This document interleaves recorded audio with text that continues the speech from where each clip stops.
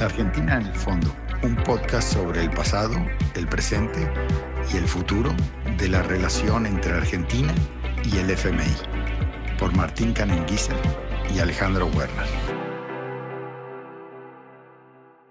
Bueno, bienvenidos a un nuevo capítulo de La Argentina en el fondo, el podcast que hacemos con Alejandro Werner, y hoy tenemos la muy buena visita de Matías Culfas, que es economista, doctor en ciencias sociales, especializado en desarrollo productivo, política industrial y finanzas para el desarrollo. Actualmente se desempeña como director del doctorado en ciencias económicas de la UNSAM, de la Universidad Nacional de San Martín, y en la Universidad de Buenos Aires es profesor de Estructura Económica Argentina. Además, dirige el Centro de Investigación Audemus. En el ámbito gubernamental fue ministro de Desarrollo Productivo de la Argentina y previamente se desempeñó como subsecretario de la Pequeña y Mediana Empresa, director del Banco Nación y gerente general del Banco Central de la República Argentina. Bienvenido, Matías, a este espacio de diálogo y te agradecemos mucho que te hayas hecho este rato para conversar con Alejandro y conmigo. Gracias por la invitación, un gusto hablar con ustedes. ¿Qué tal, Matías? Gusto en verte nuevamente. Tenemos varias preguntas que están un poco agrupadas en tres bloques. Uno, digamos, muy corto sobre las políticas económicas durante los últimos gobiernos peronistas, ¿no? En algunos donde colaboraste. El segundo sobre la situación y política económica actual y algunas ideas sobre cómo diseñar un programa económico para el próximo gobierno que comenzará a fines del 2027, escenarios de cómo se llegará a ese momento. Y, y luego un bloque de preguntas sobre política industrial, ¿no? Sobre lo que has trabajado mucho, conoces mucho y sería muy interesante oír tus ideas a este respecto y también como complemento, obviamente, a lo que está haciendo este gobierno, que está muy alejado de la política industrial. Entonces, comenzamos tal vez, a mí me gustó mucho tu libro de los tres kirchnerismos, pero tal vez gente que no sigue de cerca, sobre todo gente que vive fuera, pero interesados en Argentina, pero que no sigue tan de cerca la economía argentina, sería bueno un resumen muy breve de tus argumentos de estos tres kirchnerismos y esta taxonomía que creas en tu libro, y luego dónde enmarcarías un poco al gobierno de Alberto Fernández y un poco qué corregirías o cómo estructurarías un nuevo modelo económico para Argentina basado, digamos, en tu experiencia en estos gobiernos, en lo que tú crees en términos económicos, un poco como un modelo mejorado y alimentado de las lecciones que en el gobierno tuviste para eventualmente una próxima administración en Argentina. Bueno, gracias. Primero te agradezco que me alegra que te haya gustado los tres kirchnerismos. Muy sintéticamente, los tres kirchnerismos analiza el periodo de 12 años y medio de los gobiernos de Néstor y Cristina Fernández de Kirchner. Básicamente, los tres kirchnerismos no responde a una periodización de las tres presidencias, sino más bien a diferentes abordajes que hubo en política económica. Creo que hubo una primera etapa muy centrado en lo macro, en mantener una buena performance macroeconómica, con equilibrio fiscal y un superávit en el sector externo. Los 4 años de Néstor Kirchner creo que fueron los únicos años, en muchos años, no sé en cuántos, pero en muchísimo tiempo, que hubo superávit primario y superávit financiero. Obviamente superávit en cuenta corriente y un periodo bastante virtuoso que hoy se está discutiendo nuevamente porque como todo hay enseñanzas y cosas para aprender. Pero bueno, luego creo que ese escenario se fue desvirtuando. Me parece también que en ese sentido una cosa fue la presidencia de Cristina con Néstor Kirchner todavía vivo y manejando ciertos resortes de la política y de la mirada de la política económica. Y otra distinta ya fue Cristina sin Néstor en la vida política y gestionando lo que yo llamo sintéticamente algo así como una especie de búsqueda de un mundo sin restricciones, ¿no? Como que, bueno, cualquier problema macroeconómico que había podía tener una solución, siempre era una cuestión de decisión política, ¿no? Y yo rescato mucho la decisión política que tuvo Néstor Kirchner en muchos casos de ir ¿cómo decirlo?, expandiendo los límites de la política económica. Pero una cosa es expandir los límites y otra cosa es pensar que no hay restricciones, ¿no? Entonces, si no alcanzan los recursos fiscales, bueno, se puede recurrir a endeudamiento o a usar reservas del Banco Central para cancelar deuda, que bueno, en alguna ocasión yo creo que está bien. Yo creo que lo que se hizo, después entraremos más en la discusión de fondo con la discusión actual de la Carta Orgánica del Banco Central. Yo creo que algunas decisiones que tomaron fueron correctas en su momento. El problema es cuando una decisión puntual en un momento particular luego ya se generaliza y se piensa que, bueno, que se puede volver a adoptar sin ningún tipo de restricciones. Sintéticamente, para cerrar tu pregunta, Alejandro, yo creo que el gobierno de Alberto no entra en esta caracterización. No creo que haya sido un cuarto kirchnerismo, creo más bien que fue un experimento fallido, donde lo que se buscaba originalmente era resolver buena parte de las debilidades, de los problemas que había tenido el tercer kirchnerismo en términos de una gestión macroeconómica muy desordenada, de un cepo cambiario adoptado por elección, no por necesidad, de otra manera. Y bueno, creo que lo que pasó fue un experimento muy, muy complicado, donde a los problemas objetivos que hubo, ¿no? La verdad que cuando uno compara este escenario, por ejemplo, con el de ese momento, ¿no? Pandemia, sequía, un montón de shocks tremendos que afectaron la economía.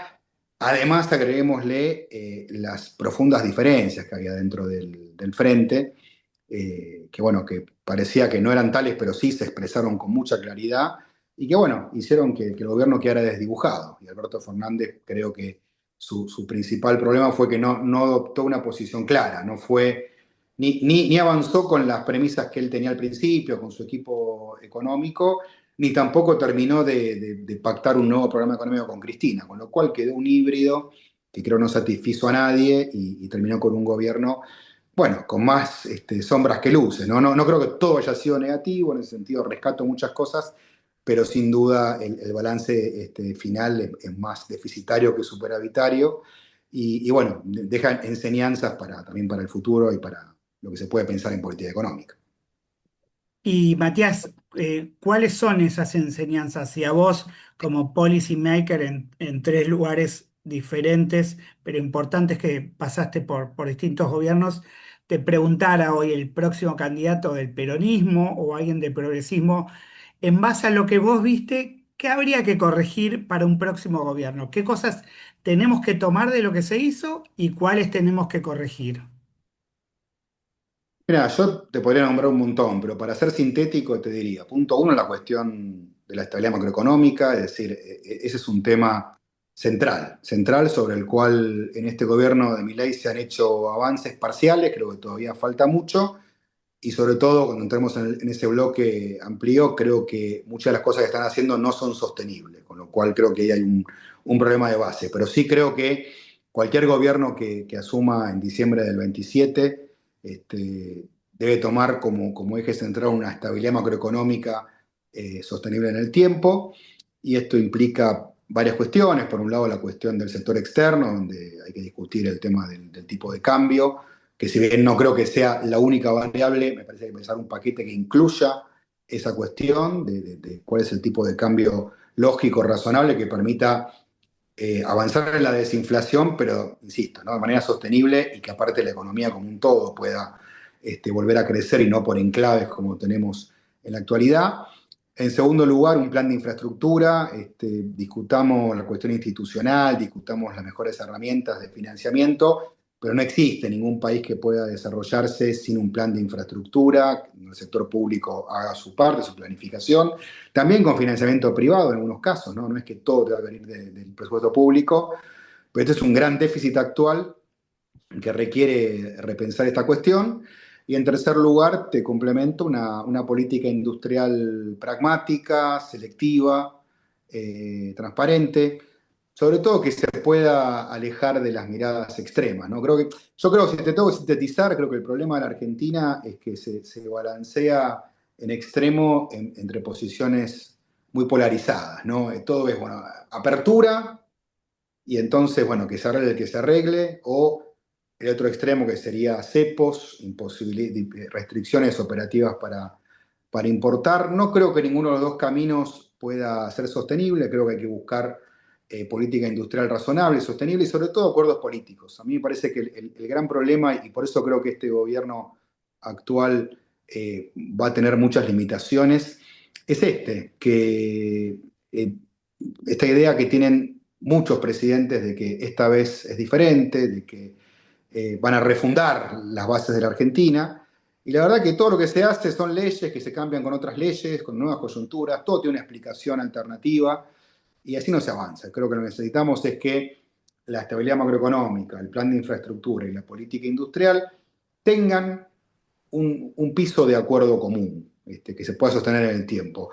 Que a lo mejor no sea la mejor política industrial en la mirada tuya o la mía o la de otro, pero bueno, sea la que sea sostenible en el tiempo, que tenga rasgos en común, y esto creo que es tachando las posiciones extremas como para darle sostenibilidad y construir una economía política más razonable. Tal vez en tu respuesta abriste, digamos, varias vías de discusión que creo que son importantes ir más a fondo en cada una de ellas, ¿no? Hablaste de la falta de sostenibilidad del programa macro que se está llevando a cabo actualmente. Y en lo fiscal mencionaste, digamos, yo diría al menos dos cosas muy importantes para mí. Una, te metiste al tema de infraestructura y probablemente hay otros temas diciendo, y si vamos rubro por rubro de gasto, no es sostenible una economía que no tenga gasto público en infraestructura. Claramente tiene que haber asociaciones público-privadas, etcétera, etcétera, pero entonces por ese lado, digamos, por el lado del ajuste, un poco si puedes profundizar un poco más si hay otros aspectos en donde los números nomás no dan una realidad eventualmente económica, la realidad económica cuando ya la estabilización no sea la prioridad número uno, el país va a tener que empezar a realizar ciertos gastos del presupuesto público y un poco desde el punto de vista del ajuste. Entiendo por lo que tú dijiste, hay algunos elementos que no lo hacen sostenible tal cual y como está ahora. Y en el otro lado, probablemente lo más interesante es la cuestión de economía política o del equilibrio político que sostiene este ajuste. Y un poco dijiste, bueno, al final del día este ajuste no es producto de un acuerdo político amplio, no tiene que ser un consenso político, pero para que sea sostenible tiene que haber un consenso nacional. eh, eh, y, y si te entiendo bien, digamos, en la parte fiscal mencionaste que son las dos debilidades grandes. ¿Hay alguna otra? Y profundizar más en ellas, ¿no? Para lograr una estabilización fiscal o una sostenibilidad fiscal más permanente. Sí, hay varias, ¿no? Pasa que la verdad que yo prefiero focalizar, priorizar. Hace pocos días tuve en un programa de tele y un periodista me decía, bueno, pero habría que restablecer tal cual gasto. Sí, la demanda va a ser enorme, infinita, y yo creo que en ese sentido hay que ser muy responsable, ¿no? Respecto a la cuestión fiscal. Vuelvo a decir, no porque creo que sea, voy a ser franco, no creo que sea el eje. Si ustedes Mm. miran las estadísticas a nivel internacional, Alejandro las conoces muy bien, la gran mayoría de los países del mundo tienen déficit fiscal, no tienen superávit fiscal. El tema es que tienen acceso al financiamiento a tasas razonables, sostenibles. Bueno, el día que Argentina logre eso nuevamente, vamos a tener otra discusión sobre la cuestión fiscal. Hoy creo que Argentina tiene que tener equilibrio fiscal. Creo que tiene que buscar nuevos mecanismos de financiamiento de la obra pública. Me parece que ahí en el Fondo de Garantía de Sustentabilidad hay cosas para hacer respecto a su ingeniería. Me parece que hay que buscar también financiamiento público-privado. Hoy tenemos una gran capacidad ociosa en la industria de materiales de construcción. Para dar algunos números, ¿no? La industria cementera argentina tiene capacidad para producir 15 millones de toneladas por año y está produciendo 10 millones. Con lo cual, digo, claramente hay un espacio enorme para invitar a algunos sectores a hacer algún aporte, algún esfuerzo, justamente a cambio de mayor nivel de actividad. Entonces, yo creo que en esta intersección, ¿no? entre los recursos fiscales del FGS, que creo que se pueden redireccionar y acomodar sin afectar el resultado fiscal, y también el aporte privado, se puede estructurar un programa de obra pública que no genere ningún efecto disruptivo en las cuentas fiscales. Y por otro lado, bueno, yo soy de los que piensan que la cuestión de política industrial y sobre todo de ciencia y tecnología es fundamental. Creo que hay que hacerlo con una mirada mucho más selectiva que en el pasado, ¿no? Pero me parece que es importante que veamos que hoy hay un conjunto de prioridades, ¿no? Lo podemos definir en términos de, por ejemplo, minerales críticos, energías convencionales alternativas, electromovilidad, por decir algunos ejemplos, ¿no? Desarrollo de proveedores para el sector minero y petrolero, ¿no? Es decir, todo lo que hace que no construyamos economías de enclave, sino que podamos integrar el sistema productivo argentino y darle también más posibilidades de empleo. Bueno, creo que ahí hay que hacer algunas apuestas interesantes en materia de innovación tecnológica, de apoyo crediticio financiero, insisto, ¿no? Con selectividad, con transparencia, con mecanismos de evaluación que cuando algo no funciona rápidamente se lo corrija o se lo modifique, incluyendo también nuevos desafíos en economía del conocimiento. Yo creo que la ley está por vencer, no hay que renovarla, sí creo que hay que trabajar para que las empresas de tecnología ayuden a digitalizar el sistema industrial, PYME, al sector público, en un Estado mucho más eficiente. Bueno, son todas cosas que me parece que hay que poner en la agenda, trabajarlas, también apelando a las provincias, no solamente al Estado Nacional. Y bueno, me parece que ahí están las prioridades, ¿no? Ahí te incluyo las universidades en este rubro de ciencia y tecnología. Y luego después hay muchas cosas más, pero vuelvo a decir, me parece que yo priorizaría por acá porque además política de infraestructura y ciencia y tecnología son las que además pueden dinamizar la economía y darle sostenibilidad a este programa, ¿no? Es decir, que pueda crecer genuinamente los ingresos, que toda la economía se ponga en marcha y esto haga que el programa fiscal crezca de una manera genuina en cuanto a sus ingresos también, no solamente en cuanto a los gastos. Matías, los próximos 2, 3 años Argentina va a enfrentar un programa financiero muy exigente, tanto en términos de pagos a los acreedores privados como también al Fondo Monetario Internacional. Ya han surgido algunas propuestas, si se quiere, por ahora más consignas que propuestas, decir que hay que cambiar el programa con el fondo, que hay que reestructurar nuevamente la deuda con los privados que se reestructuró en 2020 y luego en 2024. Digo, ¿qué mirada tenés vos? Y en particular, ¿qué mirada tenés vos respecto de la relación entre la Argentina y el FMI? A ver, Martín, Argentina no se aguanta una reestructuración más, ya me parece que hemos tenido demasiadas, ¿no? En lo que va del siglo XXI. A ver, por supuesto, trabajar en mejorar los perfiles de vencimiento, en refinanciar, en todo lo que hacen los diferentes países en su vínculo con el mercado de capitales, bienvenido sea, ¿no? Seguir reduciendo el riesgo país, pero yo creo que lo que Argentina necesita hoy es fortalecer la confianza. Yo realmente soy un opositor al gobierno de Milei, estoy en desacuerdo en muchísimas cosas, te diría la gran mayoría de las cosas, obviamente arrancando por el estilo y por lo disruptivo, pero también en el contenido, ¿no? No es solamente un tema de forma, para ser bien claro. Ahora, yo apelo a que haya un gobierno peronista y de fuerzas aliadas que entienda esto, ¿no? Que pueda construir confianza. Cuando digo confianza, es confianza primero con la sociedad, ¿no? Que diga un gobierno peronista que gane y que eso no signifique que se va todo al demonio, otra vez el dólar por las nubes. Y inmediatamente en confianza con todos los actores del sistema económico, ¿no? Los actores financieros, productivos, obviamente el mundo del trabajo, que es la columna vertebral del peronismo. Pero me parece que esto es fundamental. Yo no veo, me parece que las propuestas que plantean otra vez ir a una posición disruptiva, además me parece que no terminan de entender bien el escenario que estamos viviendo, ¿no? Que es un escenario donde después de mucho esfuerzo, por ejemplo, un esfuerzo, digo, que creo que es unas pocas políticas de Estado que se han logrado, hemos recuperado el superávit energético, que es un tema que empezó ya por el 2012 con la nueva YPF, restatizada, con la inversión en Vaca Muerta, donde el YPF hizo el primer envión inicial, cuando nadie se animaba, ¿no? Porque había que arriesgar, que hacer la curva de aprendizaje. Después vinieron etapas nuevas, donde incluso el gobierno de Macri también apostó con la resolución 46, que permitió empezar a producir gas en escala. Luego vino el gobierno de Fernández, donde implementamos el plan gas. Luego se construyó el gasoducto. Bueno, y todo eso empieza a fructificar fuertemente ahora, donde se completó el anillo de autoabastecimiento y empieza a haber un superávit exportable que está funcionando bien.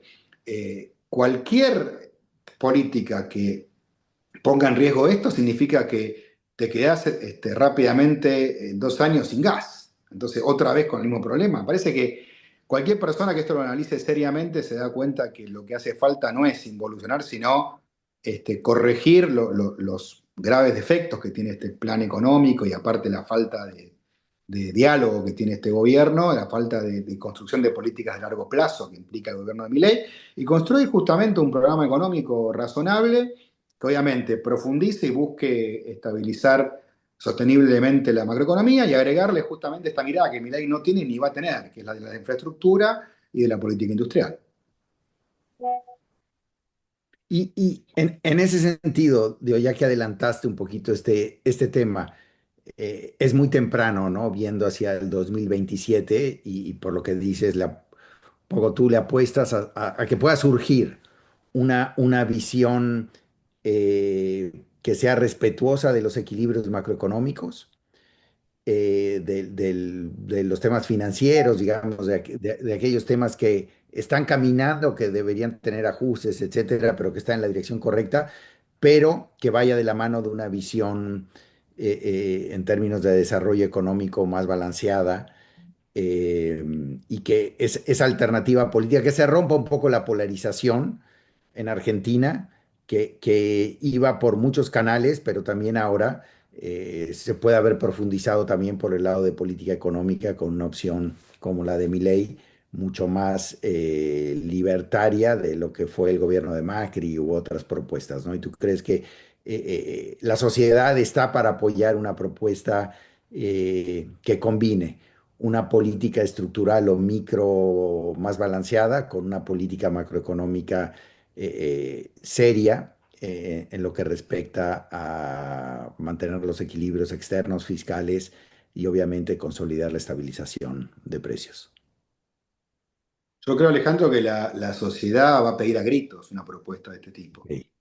Lo que estoy viendo en este momento es un fuerte aumento del desencanto con Milei. Yo creo que, a diferencia de la percepción que tiene Milei, lo que muestran las encuestas, un poco la percepción que uno releva día a día, es que hay mucha gente que siente que Milei no cumplió con sus promesas, ¿no? Por ahí para muchos no es una sorpresa esto, Mm. pero lo que vemos es esto, es una economía que muchos llaman economía de dos velocidades. Yo no estoy de acuerdo, porque dos velocidades parecería que hay una que va muy rápido y otra que va más lento, pero crece. Y en realidad acá lo que hay es una economía que está volando, que es la economía de los recursos naturales, de energía, minería, campo y finanzas. Esa economía en lo que va del gobierno de Milei creció 30% y el resto de la economía cayó 2,5%. Entonces son dos economías completamente distintas, con el agravante de que la economía que vuela genera muy poquito empleo, menos del 8% del Claro. empleo, y la otra es la que explica más del 90% del empleo y el empleo urbano, con lo cual, y aparte esta idea de que iba a haber un ajuste que era sobre la casta política y la gente lo que percibe es que esto no fue así, que fue un ajuste más generalizado.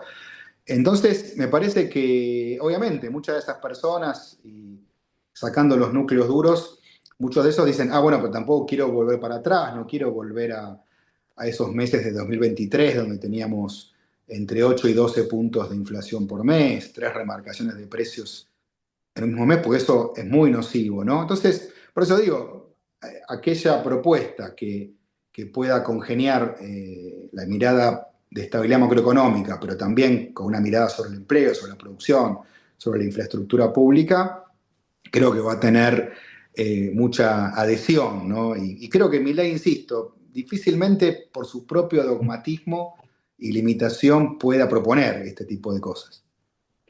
Y del otro lado, Matías, si uno ve por lo menos las encuestas de imagen, que tal vez no son tan precisas, pero algo te pintan, y sin querer que entres a juzgar nombres, da la sensación que esas propuestas del pasado, como lo que puede representar Cristina o Axel, representan justamente ese no cambio, ese volver al pasado. ¿Vos crees que puede surgir dentro del peronismo, dentro del arco progresista, un liderazgo superador con este equilibrio que vos marcás como tan relevante? Bueno, yo creo que hay dirigentes que expresan esto. Probablemente hoy no estén muy arriba en las encuestas, pero también creo en el peso de la demanda, que me parece que esta demanda va a generar una oferta.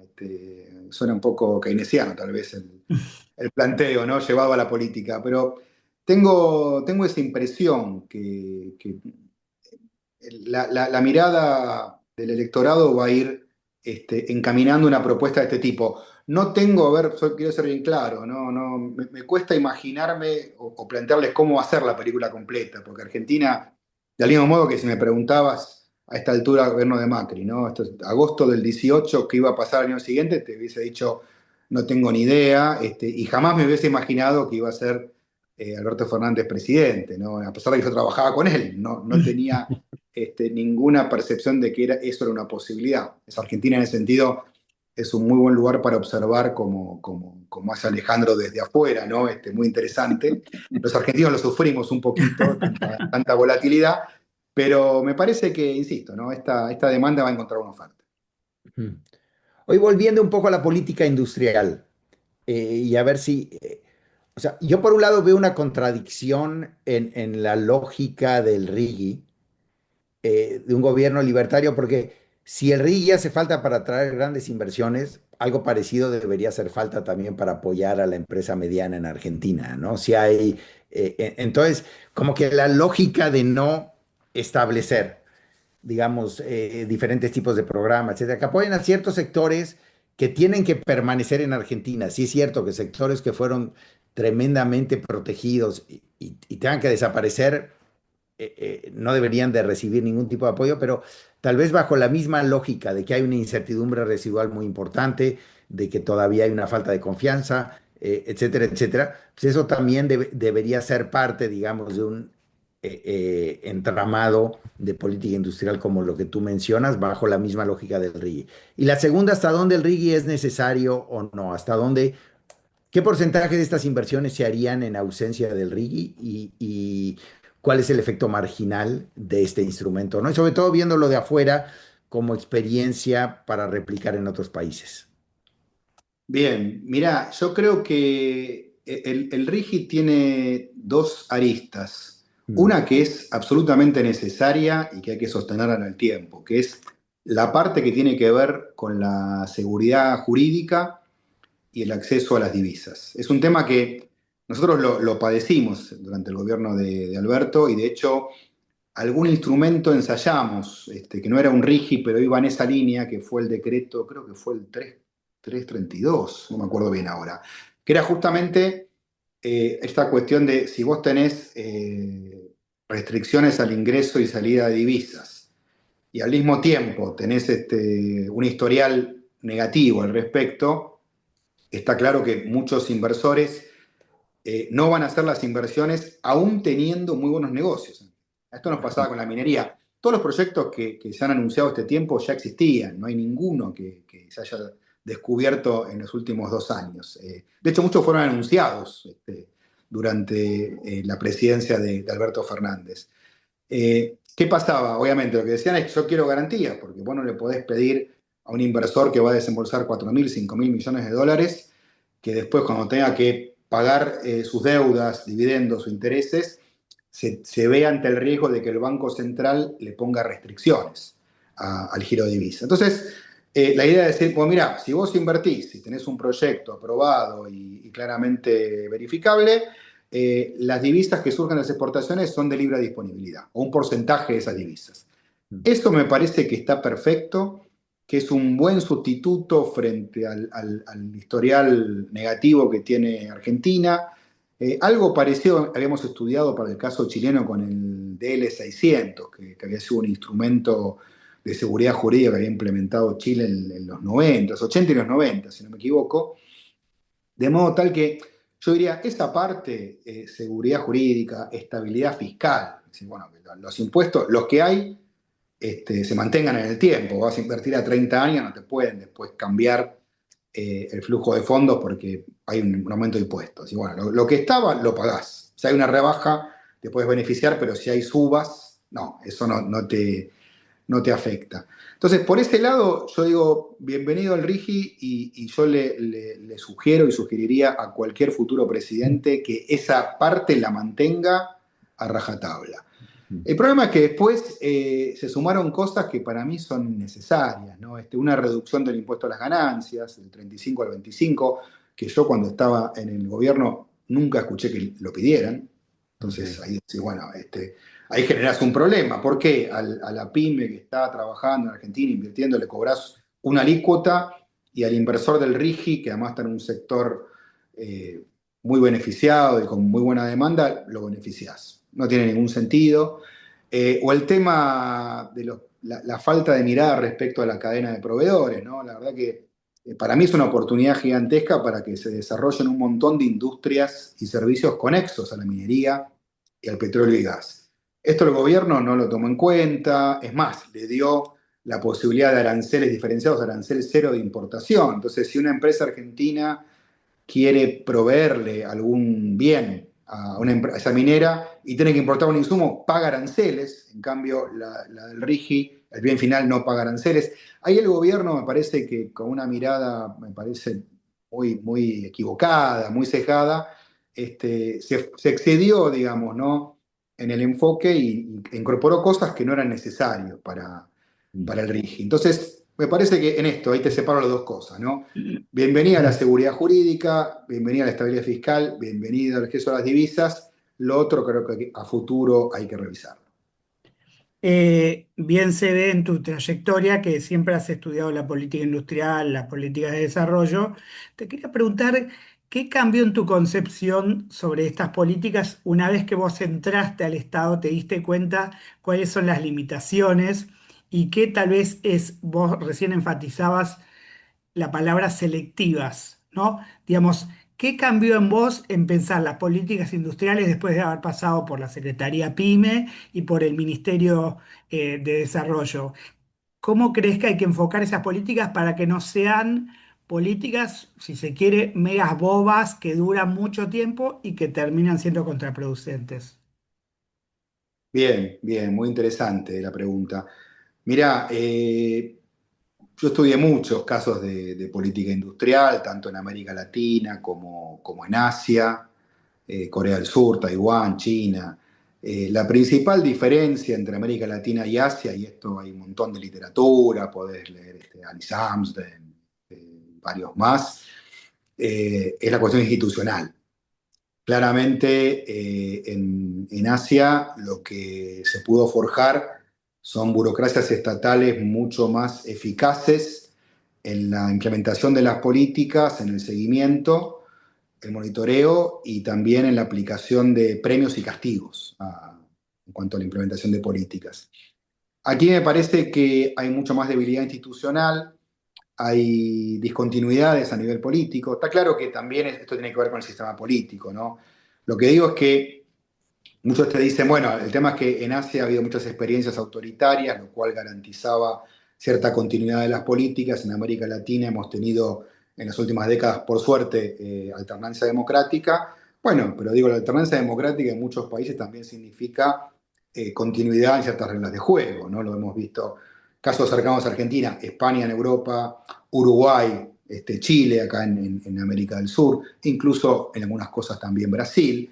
Entonces, me parece que ahí tenemos que mirar cómo resolver estas cuestiones, ¿no? Es decir, hoy el gobierno, yo se lo escuché hace unos meses a Pablo Lavigne, que es un funcionario importante de este gobierno en materia de política productiva, y él está como descreído, ¿no? Él dice, yo creo que es una persona intelectualmente honesta, cuando habla, él dice, no tenemos capacidad para hacer política industrial, entonces no hagamos nada.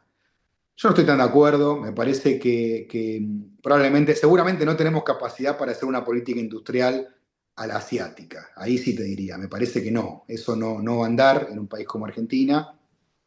Por eso digo, tenemos que poner el foco en los acuerdos políticos. Yo creo que lo fundamental es decir, es más importante tener una política por ahí más pequeña a la que uno ambicionaría, pero acordada por la mayoría de las fuerzas políticas, que se sostenga en el tiempo, que sea selectiva, que se pueda monitorear, ¿no? Que realmente se puedan poner indicadores objetivos y si algo no funcionó bien, corregirlo rápidamente, o incluso decir, si nos equivocamos, bueno, esto no va más, vamos por otra cosa, y no ir por capas geológicas, ¿no? Que es un poco lo que le ha pasado a Argentina, muchas cosas que por ahí se sostienen en el tiempo, que no funcionan o funcionan de manera muy parcial, pero bueno, a veces responden más a lo que se puede sostener en el tiempo o a temas de intereses particulares, ¿no? Que es lo que me parece que no funciona. O bueno, o como pasa, por ejemplo, con algunas cosas que funcionan bien, como ley de software, que es una de las pocas políticas industriales que se sostuvo, que tuvo éxito, pero también cumple una función. No es lo mismo pensar hoy el tema del software en la era de la IA que hace 25 años, ¿no? Entonces, claramente, ya anticipo, ¿no? Termina la ley, no hay que renovarla, pues ya van a aparecer un montón de lobistas diciendo hay que renovarla por todo lo bueno. No. En todo caso, repensémosla. Esas otras cosas tal vez no hay que hacer nada o hay que hacer otro tipo de política para ese sector. Esto me parece que es el cambio que hay que darse y muy lejos, ¿no? De la idea de que el Estado no puede hacer nada, pero también lejos de la idea de que el Estado puede hacer cualquier cosa, puede hacer todo, y el Estado presente que promete mucho y cumple poco. Hoy volviendo a una de tus primeras respuestas en términos cambiarios, eh,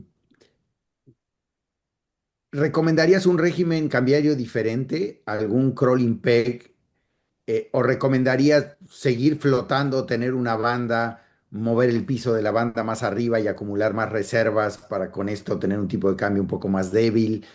¿Cómo llegar a un tipo de cambio más competitivo como el que sugerías en esa respuesta, tanto en términos de régimen y dentro de ese régimen, si hay algunas políticas como la monetaria y la acumulación de reservas que deberías o sugerirías modificar? Bien, por empezar, creo que este tipo de cambio actual es un dólar barato, como le llamamos Sí, claro. lenguaje más usual, que está intervenido, no es un dólar de mercado. De hecho, todavía hay regulaciones cambiarias para las empresas, que creo que es un tema que habría que revisar. No digo eliminarlos completamente, pero sí empezar a flexibilizarlos. Y sí, yo la verdad que buscaría un dólar más alto, no digo un dólar recontra alto, el dólar a 3.000 que veo a veces en las redes, algunos no creo que ese sea el camino. Yo hablo mucho con el sistema productivo, creo que este dólar hoy, insisto, ¿no? Deja bien parado al mundo de los recursos naturales, las finanzas, y dentro del campo a la zona núcleo, ¿no? Ya creo que hay muchas actividades de economías regionales que están complicadas, la industria, la construcción. Me parece que este es un dólar que no refleja en absoluto la productividad de la Argentina. Con esto digo, tampoco digo el dólar arregla todo, ¿no? Digo que es una variable a tener en cuenta en un programa más ambicioso. Yo creo que hay que buscar, dentro de esta mirada, ¿no? Que es una mirada, un dólar, la tendencia a largo plazo. Hace unos años, Daniel Heyman lo decía en una conferencia, eh, el problema de Argentina es que el dólar, que es el promedio histórico, que es un dólar 30-40% más alto que el actual, hablo en términos reales, es un dólar de tránsito, nunca se estaciona ahí el dólar. En general, Argentina devalúa, el dólar se va a un nivel que puede ser el doble o más que el actual en términos reales, y después se empieza a apreciar y los gobiernos en general están muy cómodos con la apreciación, algunos con controles de capitales, otros con otro tipo de intervención, y creo que eso termina haciendo daño y no es sostenible. Por eso digo, yo buscaría acumular un poquito más de reservas. Creo también, hace poco lo escuchaba a Lucas Liach, que es una persona que en general no estoy de acuerdo, pero en este punto sí coincidí con él. Venía a buscar un dólar, insisto, ¿no? 30% más alto, no estamos dando una locura.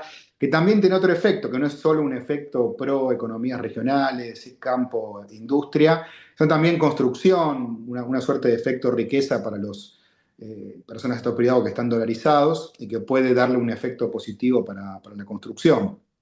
También buscaría eso y buscaría sobre todo que sea sostenible, ¿no? Yo creo que la clave ahí es la estabilidad del tipo de cambio real en un nivel, insisto, ¿no? 25 o 30% más arriba que el actual, no una locura.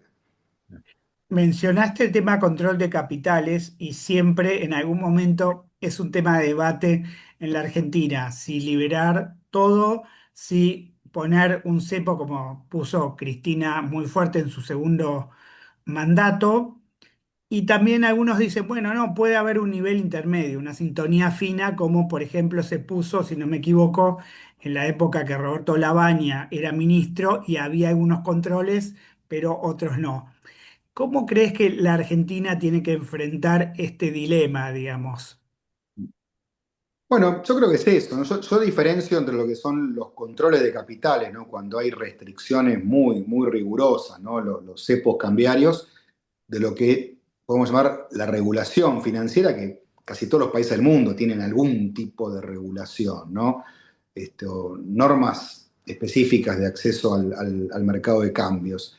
Yo por eso diría, el régimen que existió entre el periodo que mencionabas vos, de Roberto Labaña, hasta el año 2011, lo llamo un periodo de regulación cambiaria, que creo que fue razonable. Argentina creció, no digo que fuera la panacea, pero creo que hubo un buen esquema de funcionamiento. Los cepos cambiarios creo que son muy disruptivos. A mí me tocó convivir dos veces con ellos, gestionar, mejor dicho, ¿no? En dos ocasiones, 2012, 2013, y luego como ministro de Desarrollo Productivo entre 2019 y 2022. Y la verdad que yo creo que son herramientas solo aceptables en crisis muy profundas, ¿no? Y aparte es muy difícil salir. Entrar es fácil y después tomar la decisión de salir cuesta muchísimo, así que yo eso lo desaconsejaría fervientemente y lo digo por la propia experiencia vivida, ¿no? Entonces, dicho esto, no creo que todo debe ser una absoluta liberalización financiera, creo que puede haber reglas prudenciales. Sobre todo, me parece que hoy hay que trabajar fuertemente en desmantelar los mecanismos que frenan la salida, porque eso es lo que va a ir evitando la entrada. Si luego volvemos a tener el privilegio de tener un fuerte ingreso de capitales, creo que falta todavía bastante para eso, volver a discutir la cuestión de si hay que imponer o no encajes al ingreso, como hizo Chile en su momento, como hizo Argentina con Roberto Labaña a principios de los 2000. Pero esa es un poco mi concepción, ser lo más pragmático. Creo que hay que acompañar, dinamizar este ciclo de inversiones en energía y minería que empezó hace unos años y que justamente en los últimos 2 años, sobre todo con el RIGI, ha empezado a tener otra dinámica, aunque todavía son anuncios, voy a ser claro, ¿no? Los ingresos del RIGI por ahora no llegan ni a $1.000 millones, pero creo que, bueno, en la medida que se consolide un clima de confianza y de estabilidad, de reglas de juego, creo que efectivamente se van a concretar, porque Argentina tiene un potencial minero energético gigantesco. Y bueno, creo que esto hay que darle esta mirada, lo cual, digo, insisto, ¿no? Trabajar con una mirada multinivel, no es que el mismo régimen es para todos, ¿no? Digo, me parece que este esquema funciona bien para recursos naturales, para la industria hay que pensar otras cosas, más de políticas activas, para la economía regional es otra cosa. Y bueno, y así ir también dimensionando una mirada que, insisto, que es multinivel en materia de política productiva. Hoy tal vez para cerrar, Matías, que digamos con este cambio tan importante que ha tenido la balanza comercial en Argentina, detrás, digamos, de los cambios en la balanza energética, pues con una inflación que, supongamos, el año entrante, aún pensando en un movimiento cambiario como el que tú describes o menor, pero que la inflación esté cerrando el año que viene en 28 anual, digamos que sería cierta estabilidad inflacionaria absorbiendo un cierto movimiento del tipo de cambio real. ¿Qué tan optimista eres que Argentina puede llegar, digamos, en los próximos 8 años a un equilibrio como el que tú describes? Estabilidad macro, un marco de política pública digamos, que tenga sensato, que te guste a ti en un 80%, en un 75%, a mí en otro 75% y a Martín también, ¿no? Y con eso, y, y que se detone, digamos, un ciclo muy diferente del que Argentina vivió los últimos 30 años, ¿no? ¿Qué nivel de optimismo tienes con eso, con un escenario de ese tipo? Si me baso en la foto de hoy, te digo que tengo bajo nivel de optimismo, porque me parece que el enfoque de Milei va en la dirección contraria a esta idea de poder estructurar políticas de largo plazo. Pasa que yo soy optimista en que esto empiece a cambiar, justamente por la demanda social. ¿Por qué te digo esto? Yo recién hablaba, ponía el ejemplo de la política productiva, ¿no? De evitar estos extremos y poder tener algún conjunto de políticas que puedan sostenerse en el tiempo. Lo mismo corre, y más aún para la política macroeconómica. Yo lo escuchaba todavía al presidente hablando de la reforma de la Carta Orgánica del Banco Central, que yo creo que hay que reformarla, y si quieren me explayo un poquito los motivos de esto, pero me parece que está muy mal planteado como lo hace el presidente. Esta idea de que él va a blindar con una ley. Las leyes no blindan nada en Argentina. En Argentina, y esto puede ser una buena tarea para Martín, que es un periodista, va a encontrar un montón de legisladores que votaron leyes que fueron en las direcciones contrarias. Va a haber legisladores, tal vez alguno que todavía está, que votó por privatizar YPF y después por estatizar YPF, por privatizar las FJP y por estatizarlas años después, por toda la ley de responsabilidad fiscal, por cartas orgánicas de sentido opuesto. Entonces, yo lo que creo es que en lugar de estar pensando que venís a refundar la Argentina y que esta vez es diferente, lo que necesitamos es una dirigencia política que diga, bueno, a ver, ¿cuáles son los pisos mínimos de convivencia? ¿No? ¿Cuáles son las reglas básicas? Que muchos países vecinos se las resolvieron, porque estas cuestiones, ¿no? De cuáles son los límites de la política monetaria, hasta dónde el Banco Central puede colaborar o no con la política fiscal, cuáles cosas las tiene taxativamente prohibidas, son temas que ya están definidos y hace años, muchos años, en Brasil, en Chile, en Uruguay, por poner tres ejemplos de países vecinos. Entonces, yo lo que veo de acá es que el riesgo es que si lo de Milei no sale bien, y yo creo que tiene altas chances que no salga bien, sobre todo por la cantidad de gente que está dejando fuera del mercado laboral, bueno, la respuesta sea derogamos todas las leyes de Milei, alguien que diga no hay problema, podés financiar 5 puntos de déficit fiscal con emisión monetaria y no pasa nada, no un año, porque yo vuelvo a decir, para repasar la historia, ¿no? La carta orgánica que tiene el Banco Central hoy, la que hoy Milei quiere reformar, tiene un texto base de 1992, que tuvo una primera reforma importante en aquel verano del 2002, cuando Duhalde era presidente en medio de la crisis de la convertibilidad, que fue el quien habilitó que con el artículo 20 se pueda financiar al sector público un anticipo, los anticipos transitorios de recaudación, que tenía su lógica, porque el Estado argentino estaba quebrado, acuérdense, en 2002, cortaba la cadena de pagos. Entonces no era ilógico que en esa coyuntura tan dramática hubiera una ventanilla de liquidez transitoria.